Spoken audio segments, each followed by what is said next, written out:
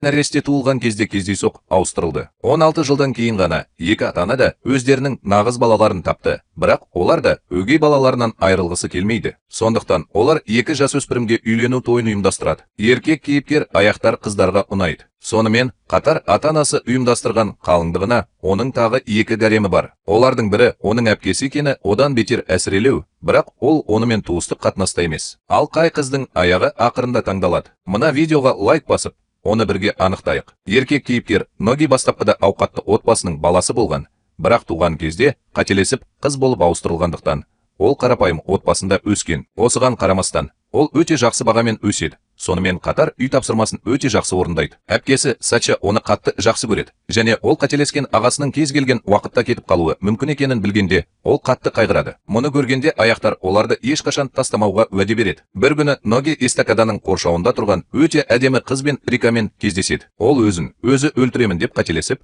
оны жерге түсіру үшін дереу оған қарай жүгіреді. Бірақ кездейсоқ оның денесінің ең жұмсақ жеріне тиіп кетеді. Оны таң қалдырғаны, Эрика өзі өлтіремін деп кейіп танытқан видеосын түсіріп жатқан еді. Ол 16 жаста және өте танымал интернет атақты. Ата-анасы оның өзі танымайтын адамға тұрмысқа шыққанын қалайтындықтан, ол бұл бейнені желіде ақпарат тарату үшін пайдалануды жоспарлап, осылайша ата-анасын оны үйленуден бас тартуға шақырды. Бұл оның сәби кезінде ауруханада ауыстырылғанын еске салады. Олардың жағдайы өте ұқсас сияқты, өйткені екеуі де отбасылық мәселелерге алаңдайды. Олардың қарым-қатынасы кезінде Эрика аяқтарының жетекші орта мектептердің бірінде оқитынын және өте жақсы баға алғанын біледі. Бұл оны ерлі зайыптылар үшін тамаша серіктес етеді. Сондықтан ол онымен жұп болып көрініп, ата-анасының келісіміне қарсы шығуды шешеді. Алайда Ноги бұл нәтиже береді деп ойламайды және оның ұсынысынан бас тартады. Эрика бас тартқысы келмейді. Ол жаңа ғана түсірген видеосын алып, оны Ногидің жеке денесіне тиіп тұрған клипімен қорқытады. Бұл бейнені көрсетпеу үшін оның аяғы оның өтінішін ғана қанағаттандыра алады. Олардың ешқайсысы ешқашан қарым-қатынаста болмағандықтан, Эрика ерлі зайыптылардың не істей алатынын интернеттен іздейді. Ноги Эрика оны алдап жатыр деп қорқып, іздеу нәтижелерін қарауды сұрайды. Ал Эрика оған телефонын беруден бас тартады. Дүрбелеңде ол кездейсоқ камераны қосып, оларды суретке түсіреді. Ноги бұл суретті олардың қарым-қатынасының дәлелі ретінде пайдалануды ұсынады. Ал Эрика оны ата-анасына жібере алады. Бірақ Эрика екеуінің де мінсіз көрінгенін қалап, одан бас тартып, бірнеше киім сатып алуды ұсынады. Ол ауқатты отбасынан шыққан, сондықтан бағасына мән бермей, сәнді жұп киімдерді сатып алады. Олар бұл киімдермен көп суретке түседі. Бірақ олардың ешқайсысы табиғи көрінбейді. Эрика жақсы фотосурет сол сәттегі атмосфераның сезімін береді деп ойлайды және таңдалғаннан кейін ол күтпеген жерден әкесіне алғашқы суретін жібереді. Оның өтірігі Эрика әрі қарай не істеу керектігін ойлаған кезде бірден ашылады. Олардың қасына бір топ жаман жігіттер келеді. Олар Эриканың желіде жариялаған ақпаратынан оның орнын тауып, аяғын өздерінің жауынгерлік шеберліктерін көрсетуге итермелеуге тырысатын аңдушылар сияқты. Олардың бастығын бір ғана соққымен нокаутқа түсіріп, енді Эрикаға жақындамауды ескерткеннен кейін, Эрика төбелес болған жерді бірінші рет көріп, аяғының әдемі әрекетіне тәнті болды. Ол өзінің күшін пайдаланып, күйеу жігітті қуып жіберу үшін аяғы сияқты болуды шешеді. Ажыраспас бұрын, Эрика егер сен менің күйеуім болсаң, аяғыңды дейді. Көп ұзамай ол жай ғана әзілдегенін түсіндірсе де, аяғы әлі де қызарып жатыр. Бірақ олардың ешқайсысы Эриканың әзілі шындыққа айналады деп күтпейді. Ноги биологиялық ата-анасымен кездескенде, оған Эрика екеуі үйленетінін айтады. Эрика оның күйеу жігіттің Ноги болып шыққанына таң қалады. Бірақ ол әлі де оған уәде еткендей шабуыл жасайды. Соған қарамастан олар ресми түрде күйеу жігіт деп жарияланды. Бірақ Ноги әрқашан Хиро есімді сыныптасына ғашық болды. Оның ұпайлары бірінші орында, ал Ноги ұпайлары екінші орында. Өйткені Хираның идеалды түрі одан да ақылды адам. Ноги бірінші орын алған кезде оған өз сезімін мойындауды жоспарлады. Бірақ оның Эрикамен келісілген некесі оның жоспарына кедергі келтірді. Сондықтан ол Хироның жаңа семестрдің бірінші күні онымен бетпе-бет келу мүмкіндігін пайдаланып, оны алға жылжытып, некеге саботаж жасауы керек. Ноги оған қарсы шығады. Келесі емтиханда оны жеңемін деп ант берді. Ноги емтиханға қатты дайындалып жатқанда, оған кенеттен Эриканың қонаққа келетіні туралы хабар келеді. Оның ата-анасы мейрамхананы басқарумен айналысады. Осылайша Ногиге оны қабылдауға нұсқау береді. Эрика особнакта тұруға дағдыланған және орындығы жоқ жерде қалыпты өлшемді пәтерді ешқашан көрмеген және ол тікелей шкафта отырады. Фут оған еденде отыра алатынын еске салғанда ғана ол дұрыс емес жерде отырғанын түсінеді. Бұл оны одан сайын асыра көрсетеді. Эрика қателесіп, бұл жай ғана қойма деп ойлайды және Футиден үйді тезірек көрсетуін сұрайды. Бұл оның аяғын қатты сілкіндіргені сонша, ол бұл оның отбасы тұратын пәтер екенін бірнеше рет түсіндіре алады. Жан жағына қараса, Эрика Нога мен Сачидің бөлмелері бір-бірінен бөлек тұрғанын көріп таң қалады. Перде. Ноганың үйіне жаны ашыған Эрика оны өз үйінде серуендеп жүріп үйіне апаруға бел буады. Ноги тіпті үй жануарларына арналған бөлме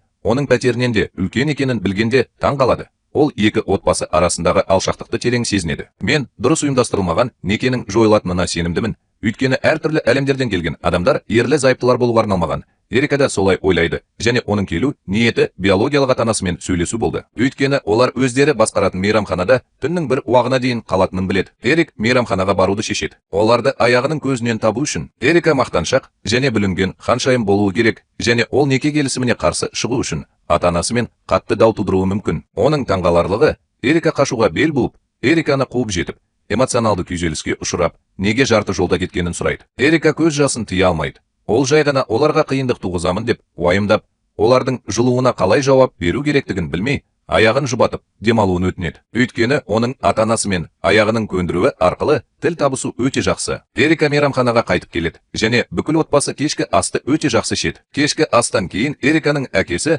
оларды 2 апта бірге тұратыны жарияланған үлкен үйге апарады. Әкесі олардың қарым-қатынаста емес екенін бұрыннан білетіні белгілі болды, бірақ ол олардың жақын қарым-қатынаста болғанына және бірге тұру олардың бір-біріне деген сезімдерін дамытуға көмектесетініне сенеді. Алайда Эриктің аяқтары ешқашан бір-біріне үйленгісі келмейді. Сондықтан олар бірге өмір сүру ережелерін белгілейді. Қуаныш. Оның бөлмесінің кең болғаны сонша, ол енді Сачимен бір бөлмені бөлісудің қажеті жоқ, және емтиханға дайындалуға көңіл бөле алады. Содан кейін ол бірқатар оқу жоспарларын жасайды. Бірақ оны ешкім мазаламайтындықтан, ол келесі күні таңғы сағат 10-да ғана оянады. Сол кезде жуынатын бөлмеде Эриканың айқайын естиді. Жуынатын бөлме тексеруге асығып бара жатқанда, Эрика душ қабылдаған кезде Гекконды көргені белгілі болды.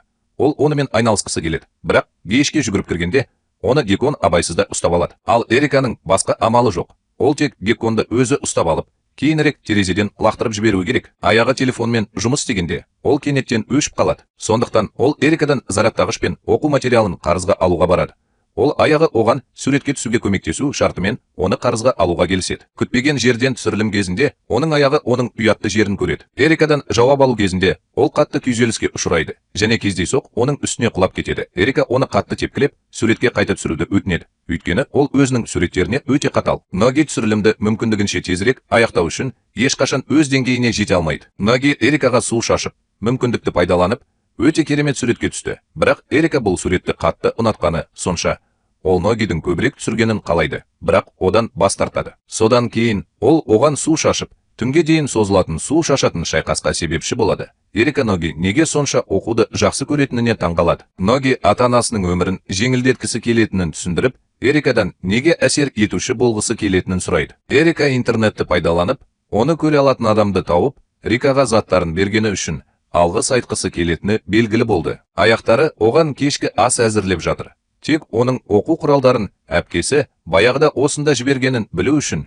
ол күні бойы босқа кетті деп ойлады. Ол өзін қатты күйзеліске ұшыратқандай сезінеді. Келесі күні мектепте Ноги шкафтағы Хиродан хат алады. Мектептен кейін оның төбесінде онымен кездесуін сұрау одан да оғаш. Ол хатты тексеріп жатқанда, Хиро оны көру үшін бұрышқа тығылады. Хиро мектепте өте танымал, және олар әрең сөйлесті. Сондықтан Ноги оның неге бұлай істегенін түсінбейді. Содан кейін ол соңғы емтиханның стенограммасын алады. Оның бірінші орын алғанын білгеннен кейін, ол Хираның тест нәтижелерін бұрыннан білетінін болжайды. Және оның оны бақылап отыруымен бірге, ол мектептен кейінгі сезімін мойындады деп күдіктенеді. Хира Ногиге шынымен не ойлайтынын айтады. Ол соңғы рет емтиханнан өте алмағандықтан, Ноги бірінші орынға шықты. Оның бәсекеге қабілетті болғаны сонша, ол енді ешқашан аяғынан айырылып қалмауға ант береді. Ноги оны тағы да баурап алды, және одан асып түсуге бел буды. Өкінішке орай, Ноги емтиханға бір күн қалғанда ауырып қалады. Эрика рөлдік ойын үшін медбике костюмін әдейі ауыстырады.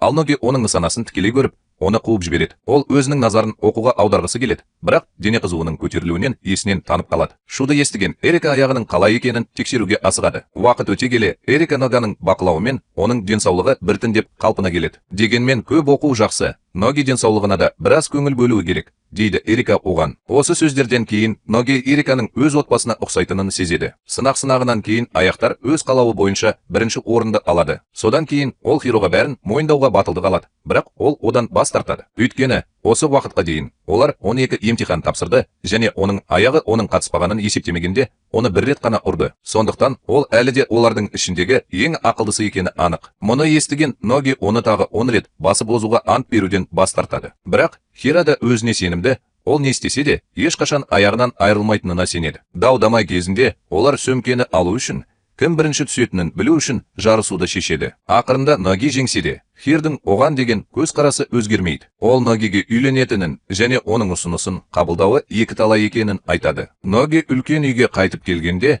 оған бірге тұрудың біткенін айтады. Ол қуана заттарын жинап, тезірек үйіне қайтады. Тек пәтерде жөндеу жұмыстары жүріп жатқанын білу үшін. Ал отбасы қазір аяққа орын жоқ, шағын, жалдамалы үйде тұрады. Басқа амалы қалмаған соң, өз бетімен өмір сүруге тырысатын Эриканың осында қалғанын білу үшін ғана үйіне қайтады. Осылайша олар қайтадан бөлмеде бірге болады. Бір күні Сачи әпкесі Эрикаға жақындау үшін қонаққа келеді. Ноги де апалы сіңлілердің тезірек кездескенін қалайды. Оларды бірге тамақ дайындауға шақырады. Дегенмен, Эрика тамақ дайындауда өте нашар. Бұл тек аяққа қиындық тудырады. Сачаға келетін болсақ, ол Эрикамен сөйлесуге тым қобалжыды. Ақыры соңында, ол тауықтың кесектерін аяғымен өздігінен аяқтайды. Тамақ ішіп отырып, ол апалы сіңлілердің бірдей тамақтанатынын көреді. Оның ескертуінің арқасында Эрика да олардың ұқсастығын түсінеді және кенеттен Сачаға жақынырақ сезінеді. Барбелдің киімі аз екенін білген соң, ол оған бір нәрсе беруді ұсынады. Содан кейін сахна мектеп кітапханасына ауысады.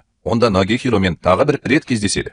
Ноги кітапханаға күн сайын оқуға келетінін біледі. Хираның қайда екенін білуге тырысып жатқанын көріп, одан кейбір оқу әдістерін сұрауға келді. Ноги Хираны ұнатады деп қате сенеді және оны күйеу жігіттен жұлып алуды нұсқайды. Сонымен қатар олар бірге оқып жүргенде, олар күтпеген жерден екеуінің де итбалықтарды жинауды ұнататынын байқады.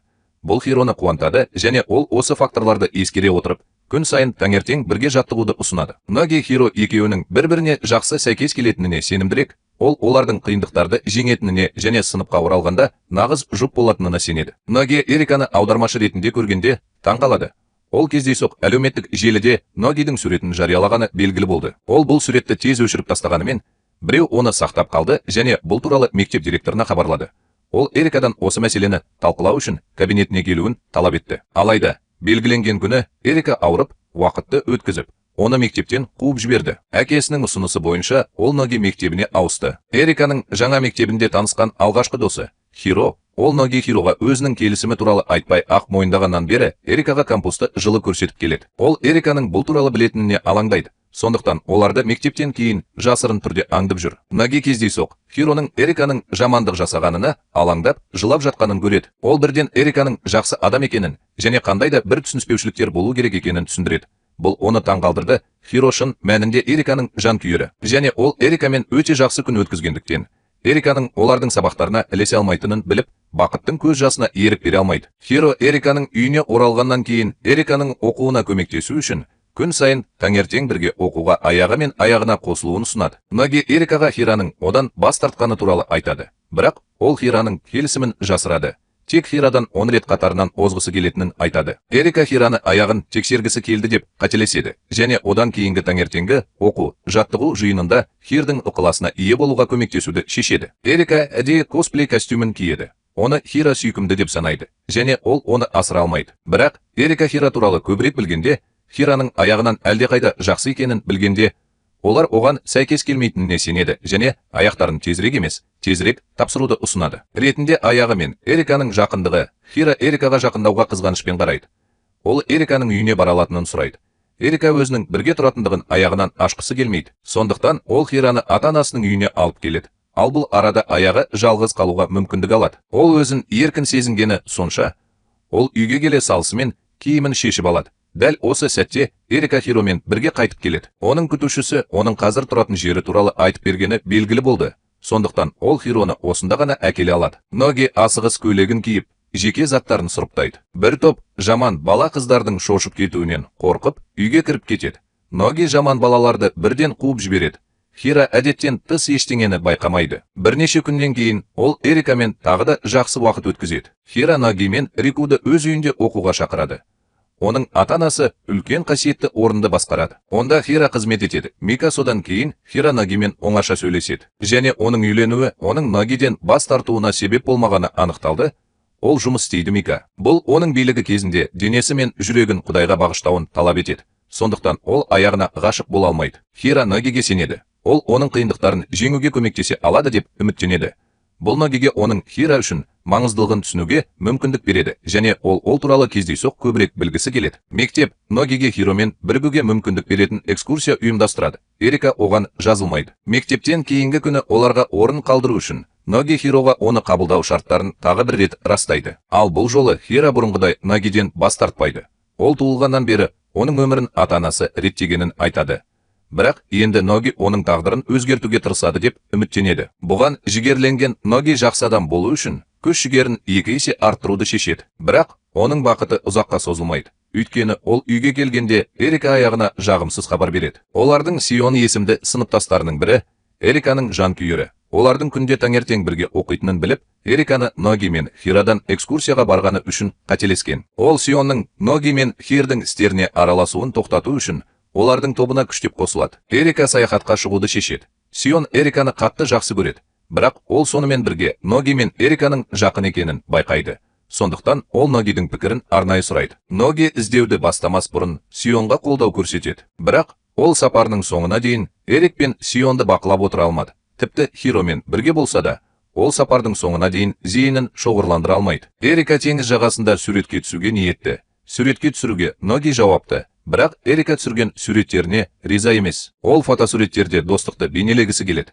Ал Хиро еш жерде көрінбейді, және оны суретке түсіретін доссыз қалдырады. Ол түсірілген аяқтарының суреттерін алып тастау үшін телефонын тартып алмақ болғанда, олар кездейсоқ селфи жасайды. Онда Эрика өзін өте жақсы көрінеді деп ойлайды. Өкінішке орай, аяқтар фотосуретте түсірілгендіктен, ол оларды әлеуметтік желілерде жариялай алмайды. Дәл сол кезде Ноги Эриканың бір кездері интернетте біреуді табу үшін пайдаланғанын айтқанын есіне алады. Бірақ ол Эрикадан бұл туралы сұрағанда, ол шындықты білсе, оның тағдыры кейін өзгеруі мүмкін екенін айтады. Бұл сапар Сача олардың үйіне көшіп барады. Ол Эрикаға ағасынан ажырағысы келмейтіндіктен екенін айтады. Ноги олардың әңгімесін естіп, Сачидің бала кезінен оны әрқашан жақсы көретінін, және олар бір-біріне өте жақын екенін есіне алады. Ол Сачидің өзін қалай сезінетінін түсінеді, және бірден ата-анасына қоңырау шалып, Эрика и Сачи бірге дүкенге барғанда, Сачидің онымен біраз уақыт бірге болатынын хабарлайды. Көптеген өтіп бара жатқан адамдар Эриканы әпкесі мен қалыңдығын қорғау үшін таниды. Ноги оларды асығыс қуып жетеді. Сачи Эрика бізбен бірге тұрғаннан бері оның жанында болды. Сондықтан Ноги Эрикамен сөйлесуге әрең мүмкіндік алды. Сачи ұйықтап қалғаннан кейін ғана ол Эрикамен жалғыз қалуға мүмкіндік табады. Алайда Ноги артқа шегініп, кенеттен Эриканың бір кездері оған шындықты білу оның өмірін өзгертетінін айтқанын есіне алды. Сондықтан ол Ноги Хирден кездесуге шақыру алғаннан кейін, және олар ойын-сауық саябағына келгеннен кейін көп ұзамай дайын болған кезде бұл туралы сұрауды шешеді. Ноги қандай да бір қызықты аттракциондарды ұнатпаса да, оның Хироға деген сүйіспеншілігі оны ол үшін бәрін жасауға мәжбүр етеді. Ноги үйге келгенде, әкесі келіп, Эрикамен бірге теңізде балық аулауды сұрайды. Ал Сачи Ноги теңіз ауруымен ауырады, және бала кезінен балық аулауды ұнатпайды. Бірақ әкесі оны үнемі күштеп балық аулауға апарады. Ол енді балық аулауға қатысқысы келмейді. Сондықтан ол балық аулау турнирінде әкесін жеңуді шешті. Өкінішке орай, ол өз күшін асыра бағалайды, және қайтып келе жатқанда әкесінен жеңіліп қалады. Ноги әкесінің оған балық аулау оның қиыншылықтарын ұмытуға көмектесетінін, және жылдар өтсе де маңызды нәрселерді ойлаған кезде әкесі оны өзімен бірге балық аулауға апаратынын айтқанын есіне алады. Әкесінің оған деген қамқорлығы ешқашан өзгермейді. Ноги балық аулау оны әкесіне қалай жақындататынын түсінеді. Мен келесі жолы аналар күні жақындаған кезде қайта келуге келсемін. Сондықтан Ноги мен Сачи сауда орталығына аналарына сыйлықтар сатып алуға келеді. Бұл Ноги Сачаның барлық уақытын оқумен өткізгеннен бері бірінші рет кездесіп отырғаны. Сачи сүйкімді болып көрінгенге дейін, және олар бір-біріне ұқсамайтындықтан, басқа адамдар оларға ерлі зайыптылар сияқты қарайды. Өкінішке орай, олар сауда орталығында серуендеп жүр, және әлі де лайықты сыйлық таба алмай жүр. Үзіліс кезінде Сачи кенеттен анасының алжапқыш киген портретін салғанын есіне алады. Сондықтан ол алжапқыш сатып алуды ұсынады. Ноги Сачаны мақтап, оның әпкесі екеніне қуанады. Бірақ ол білместен Сачи оның оған әпкесі сияқты қарағанын ешқашан қаламайды. Содан кейін олар сыйлықты жасырын түрде ата-анасының үйінің алдына қояды.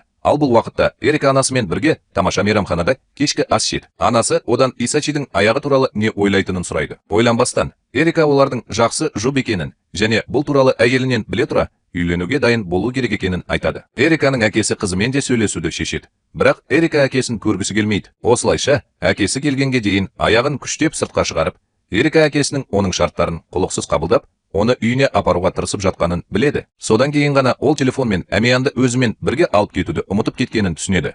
Сондықтан ол көшеде ұзақ тұра алмайды.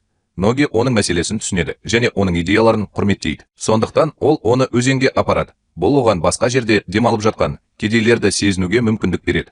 Өйткені Эриканың әкесі қызын үйде көрмеген. Ол Сачимен сөйлесіп, Эриканың аяқтары үйленуге жарамды ма деп ойлайды. Сачи олардың мінездері өте әртүрлі деп санайды. Бұл оларды соған қарамастан жарасымды жұп етеді. Әңгімеден кейін Эриканың әкесі оған келесі әңгімеде онымен бөлісуді жалғастырады деген үмітпен сыйлық береді. Ноги мен Эриканың үйінде күн күркіреуі салдарынан электр қуаты өшіп қалады. Бұл Эриканың жерге келімсектердің шабуылы туралы әңгімесін еске түсіреді. Аяғы телефонын алуға тырысқанда, ол қатты қорқады. Эрика оның соңынан ереді, өйткені ол жалғыз қалғысы келмейді. Өкінішке орай, аяғының телефонында батарея таусылып жатыр. Эриканың телефоны да өшіп қалса да, бұл жағдайда олар тек үйде қосалқы шамдарды жағып, электр қуатының қалпына келуін күте алады. Эрика шынымен не ойлайтынын айтады. Ол соңғы кездері үйде ешқашан елестете алмайтын және күн сайын шынымен бақытты болатын көптеген нәрселерді бастан өткерді. Содан кейін ол кенеттен кіреберістегі шкафта апаттық құралдар бар екенін есіне алып, аяқтарын алуды сұрайды. Кіреберіске жалғыз бара жатқанда, аяқтары үйге жаңа келген Сачиге соқтығысады және ол кездейсоқ оның ернінен сүйеді. Ол бұл Эрика оның соңынан ерді деп ойлады және электр қуаты қалпына келтірілгеннен кейін ғана ол Сачидің аяғынан сүйгенін түсінді және Сачиден бұл туралы ұмытуын сұрау қателік деп санайды. Бірақ аяғын қатты жақсы көретін Сачи бұл туралы мүлде ұмыта алмайды. Оның немқұрайлы қарым-қатынасы Сачидің ренжігені сонша, ол Хиромен сабақ кезінде онымен сөйлесуді тоқтатуға шешім қабылдады. Келесі күні таңертең Ноги оған өзінің проблемалары туралы айтады. Ол әрқашан оқуға құмар болды. Әрқашан басқалардың ойларын түсіне алмады. Тіпті бұл үшін олардың сезімдерін жаралады. Хиро оны қарапайым адам деп санайды. Бұл мүлдем жаман емес. Ол оны батыл болуға және үйге оралғаннан кейін өз ойын айтуға шақырады. Ноги Сачадан кешірім сұрайды. Оны құрметтеуге ант береді және оған әйел сияқты қарайды. Оның шын жүректен кешірім сұрағанын естіген Сача оны кешіреді және олар татуласады. Аралық бақылау емтихандарының алдында Ноги Хиродан Токио кітапханасына кітапханалардағы тыныштықты сақтау ережелерін ескермей кездесуге шақыруды өз мойнына алады. Сондықтан олар тек жазбаларды беру арқылы сөйлесе алады. Кітапхана жабылғаннан кейін Хира оны кикбоксинг клубына апарады. Ол жақында кикбоксингпен айналысқаны белгілі болды және жаттығуда Ногидің өзімен бірге жүруін қалайды. Ноги де кикбоксингке қызығушылық танытады және олар өте жақсы күн өткізді. Дәл осы сәтте өтіп бара жатқан Эрика олардың бірге екенін көреді. Неге екені белгісіз, Эрика қызғанып, аяғынан онымен кездесуді мәжбүрлеп сұрайды. Ол аяғына жаңа киім сатып алып, оны бауырымен жорғалаушылар клубына апарады. Онда олар бірге біраз уақыт өткізеді. Содан кейін жүгіруге шығады. Осының бәрінен кейін Ноги қатты шаршады. Неге Эрика кенеттен онымен кездескісі келді деп ойлады. Эрика оны және Хироны кикбоксинг клубында қалай көргені туралы айтады. Бірақ ол оларды бірге көргенде олардың жұп болуын қолдайды. Ол кенеттен аяқтың оған қаншалықты ерекше екенін түсінді.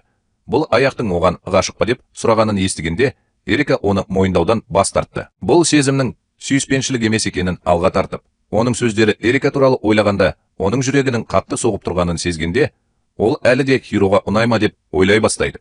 Махаббаттың не екенін түсіну үшін. Ноги ата-анасына олардың махаббат хаттарын тексеру үшін барады. Ол кездейсоқ әкесін көрді. Содан кейін ол анасының мектепте танымал болғанын және оның сүйіспеншілігіне ие болу үшін сансыз махаббат хаттарын жазғанын айтты. Ноги біреуге әуестену соншалықты күш әкеледі деп күтпеген және оған Хиро ұнайтынына күмәндану барған сайын артып келеді. Оның әкесі Ногидің абдырап қалғанын көреді. Оған көзін жұмып, кімді шынымен жақсы көретінін елестетуге тырысуды ұсынғанда, Ноги бір уақытта 3 қызды көреді. Ақыр соңында Ноги әлі де жақсы көретінін түсінбейді. Маған ұнайды. Қалай болғанда да, ол Эрикаға мен саған әлі ғашық болған жоқпын деген сөздермен SMS жіберуді шешеді. Фильмдегі қарым-қатынас 1-2 көкек өте қиын. Соның ішінде балалар бауырластар арасындағы тыйым салынған махаббатқа ауысады және мангадан нәрестелерді ауыстыру сюжеті сирек кездеседі. Бірақ бақытымызға орай, бұл фильм жақсы ұсынылған және әр кейіпкердің өзіндік ерекшеліктері бар. Бірақ шынымды айтсам, Ноги Хиро мен Эрика арасындағы күрделі байланыстармен салыстырғанда, мен Ноги пакеттері арасындағы оқиғаны ұнатамын. Мен олардың жалғасын асыға күтемін. Егер сізге бұл аниме ұнаса, төменде пікір қалдырыңыз. Сонда мен білемін, келесі маусымды қорытындылау керек пе? Сондай-ақ, егер сізге осындай романтикалық аниме ұнаса, төменде сүйікті анимеңізге пікір қалдырыңыз. Мен қорытындылау үшін олардың бірнешеуін таңдаймын. Әрине, менің каналыма жазылуды ұмытпаңыз және келесі видеомда кездескенше.